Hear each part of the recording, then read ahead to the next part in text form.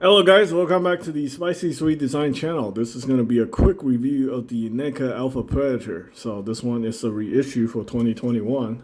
Doesn't come with the DLC code for the Predator Hunting Ground video game for the Sony PlayStation 5, I think. But anyway, it's a special 100th Predator figure. So it comes with the poster right there. I'm actually very surprised to see NECA reissuing this thing. I guess it's very popular. A lot of people like it. I think they fixed some of the QC issues with the initial release, so that's pretty good. And yeah, this figure was brought to you by Jason, so our NECA collector, Rob's employee. So there you go, 100th Predator. They added some backstory to the Alpha Predator. So there you go. I'm pretty sure a lot of you guys have seen reviews of this thing already. So they added some more extra lore to the Predator universe. So apparently, we know them as Yaojia, right? But apparently, their ancestors are called the Hish-Katan, or the Hish. And they were enslaved by the race called the Amenji. So they added another creature to the the alien predator universe, the Amenji, which are these things. Yeah, he killed an Amenji and he used like their bones to make an armor. So yeah, so the Amenji, also known as the River Ghost, or this design is originally based on Jean-Claude Van Damme's suit in the original Predator movie. He had to walk away from that movie because there were some creative differences. He wants to be more agile as the alien creature, but apparently the suit is very limiting. And then he decided he didn't want to do it, so he quit. And then they had to redesign the Predator. This is how we get the Predator that we see today, which is like a completely different creature. So now they're mixing like the two creatures together. So yeah, I like to see, the more. I like to see more about this whole Amenji race, how they enslaved the Hish-Katan or the Yaojia or whatever. But yeah, it's very interesting. So basically, once they revolted, the Yaojia or the Hish-Katan revolted, they took over the technology. They stole the technology from the Amenji. And that's how they get all their modern cloaking device, their wrist blade, and all the plasma caster stuff. It's like technology that was stolen or something from the Amenji.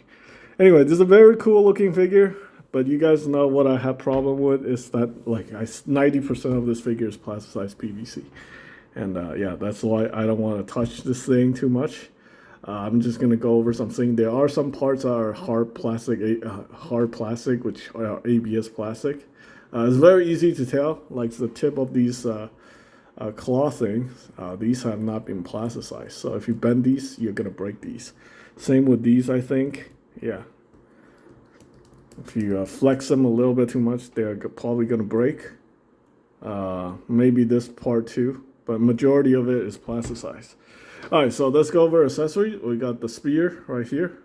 I think this is plasticized. Look at that. I can bend this and it won't break. Yeah. So there you go. I have really serious problem with plasticizers.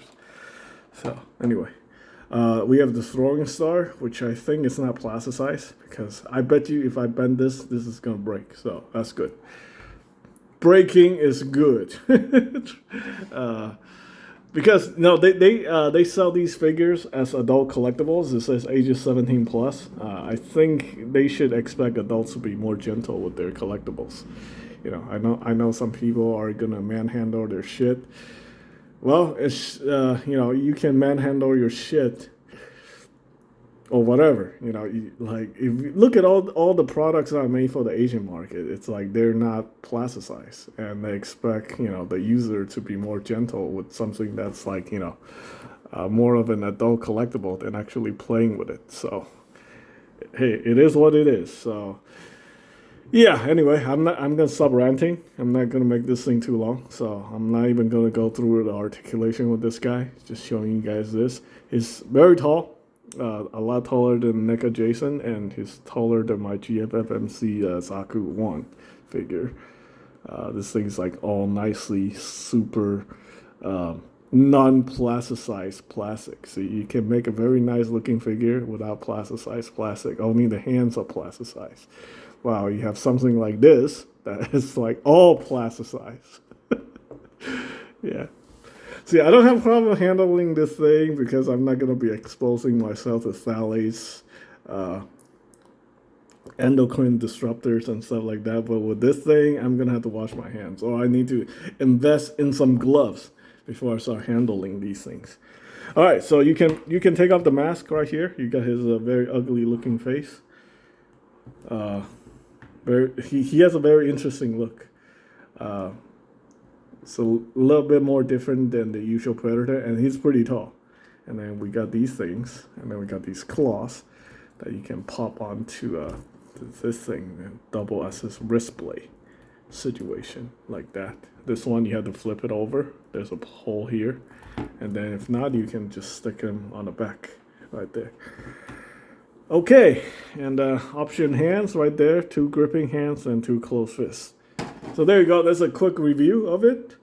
I don't think NECA is gonna care at all whether people complain if their stuff is plasticized plastic or not. This is how all domestic figures are manufactured. They prefer plasticized plastic, and then I don't know if they're in. Yeah, I don't think any of them care. They're just like, whatever, Like, the more I talk about it, the more people are pissed off. So there we go. I'm going to stop talking. And this is going to be a review of the NECA Alpha Predator figure. Thanks for watching.